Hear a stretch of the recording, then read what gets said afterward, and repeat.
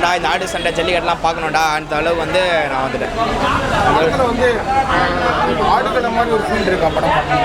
ஆடுகளம் அதான் சண்டை, அது களம்னால அந்த சண்டை தான் வருது. பட் வந்து ஆடுகளத்தை கம்பேர் பண்ணும்போது இது வந்து டோட்டலாக டிஃப்ரெண்ட்டாக எடுத்து வச்சிருக்காங்க இந்த படத்தில் வந்து இந்த மதுரை ஸ்லாங் பேசியிருக்காங்க. ஆனால் வந்து மலையாள படம் மலையாளி டைரக்டர் அப்படிங்கிற மாதிரி சொல்கிறாங்க. அது எப்படி இருக்கா இந்த மதுரை ஸ்லாங்? ஆக்சுவலி அவங்க மலையாளம் ஆக்ட்ரஸா டைரக்டரான்ற அந்த சந்தேகம் ஏற்பட்டுச்சு. நான் வந்து மதுரைக்காரங்க இப்படி தான் பேசுவாங்கன்னு வாழ்ந்துருக்காரு, மதுரையில் வாழ்ந்து அந்த மொழியை கற்றுக்கிட்டு அதுக்கப்புறம் அவர் எடுத்திருக்காருன்னு நினைக்கிறேன். நல்லா ஃபேமிலியோட பார்க்கலாம், கண்டிப்பாக நல்லா படம். தேங்க்யூ. மாவட்ட செயலாளர் கூழ்த்துறை, மாவட்ட செயலாளர் கூழ்த்துறை.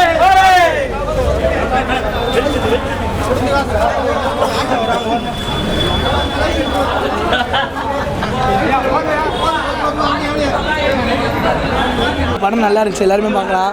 அசல் மதுரையில் பார்த்த மாதிரியே இருக்குது ப்ரோ. மதுரையில் சில பேர் தெரியுமா தெரில, ஜல்லிக்கட்டு தெரியும், ஆடுகளை பார்த்தால உங்களுக்கு சேவல் சண்டைலாம் தெரியும். இதை மறையப்பட்டதை சொல்கிற மாதிரி இருக்குது. ஏன்னா சில பேருக்கு தெரியாது இது ப்ரோ.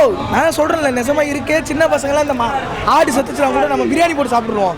அங்கே அப்படி கிடையாது. கம்பு எடுத்து சொப்புச்சா விளாட்றதுக்கு போல இது விளாடுவாங்க, சாமியை கும்பிடுவாங்க, மாட்டி வைப்பாங்க. இந்த ஆட்டு கொம்பை வச்சு தட்டி சின்ன பசங்களாம் விளாடுவாங்க. நேரில் எப்படி ஆடு முட்டிக்கிற மாதிரி சின்ன பசங்களை முட்டி விளாடுவாங்க. படம் ரியாலிட்டியாக இருக்குது ப்ரோ. நீங்கள் என்ன மதுரைக்கு போய் பாருங்கள், படம் வேறு லெவலில் இருக்கும்.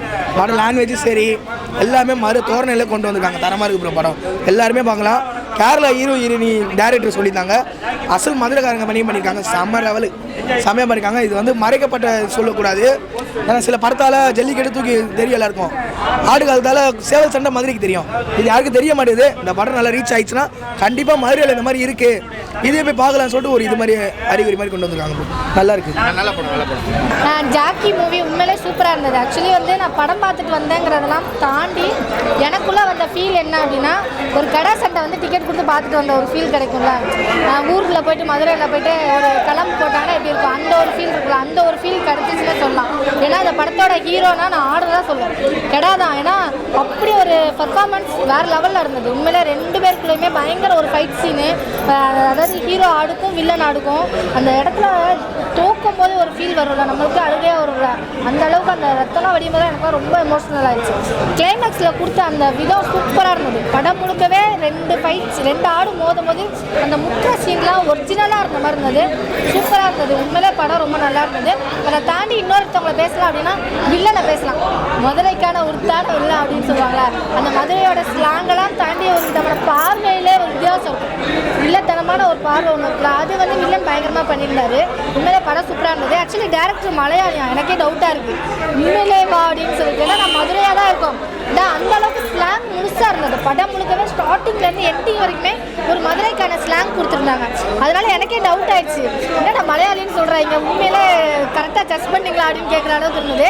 உண்மையிலே படம் சூப்பராக இருந்தது. நல்ல ஒரு ஃபைட் சீன் பார்த்த ஒரு ஃபீல் மட்டும் வீரமா இருக்க மாட்டான், ஆடு மாடும் வீரமா இருக்குன்றத கெடாவை கொண்டு வந்து 1820 இவங்க வந்து நமக்கு ஜாக்கியை வாங்கி கொடுத்துருக்குறாங்க இந்த கெடா போட்டியில. ஓகேவா? அதே மாதிரி தல்லாக்குளம், ஒத்த கடை, இப்படி ஊருக்கு எல்லா ஊர்லேயுமே மாசா இருந்த விளையாட்டை நம்ம மறந்துட்டோம். அந்த விளையாட்டை மறுபடியும் உயிர்ப்பிச்சு பிரகாபால்னு டைரக்டர் கொண்டு வந்திருக்கிறாரு. கண்டிப்பா உங்களுக்கு மிகப்பெரிய தமிழகமே உங்களுக்கு ஒரு வணக்கத்தை சொல்லுது.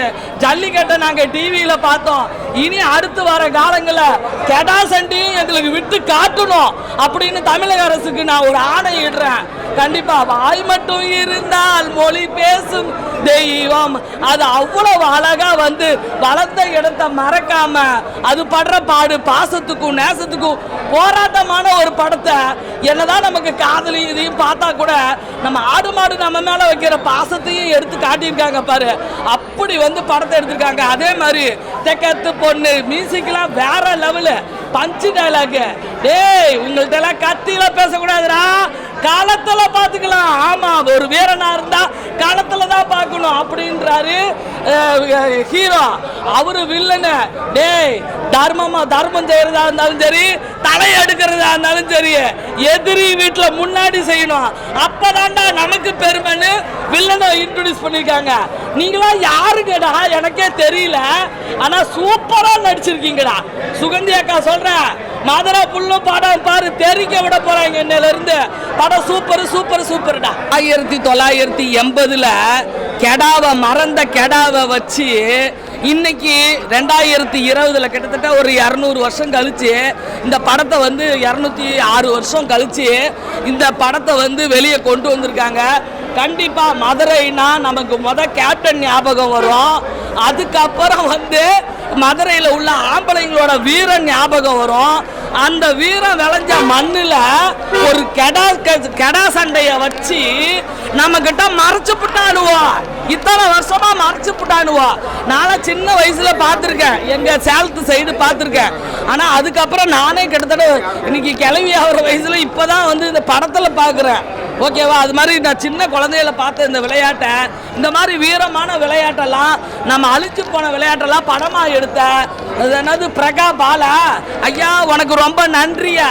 எங்கள் தமிழையும் எங்கள் தமிழ் மண்ணையும் எங்கள் தமிழ் விளையாட்டையும் எங்கள் தமிழனின் வீரத்தையும் பறைசாற்றிய உனக்கு எங்கள் கெடாவுக்கும் கெடாவாகிய நடித்த அந்த காளி கெடாவுக்கும் ரொம்ப நன்றி. ராமா சூப்பராக நடிச்சிருக்க. ராமா ஹீரோவாக இருந்தாலும் சூப்பராக நடிச்சிருக்க. அந்த கெடா மேலே காட்டுன பாசம் சூப்பர் சூப்பர் சூப்பர்.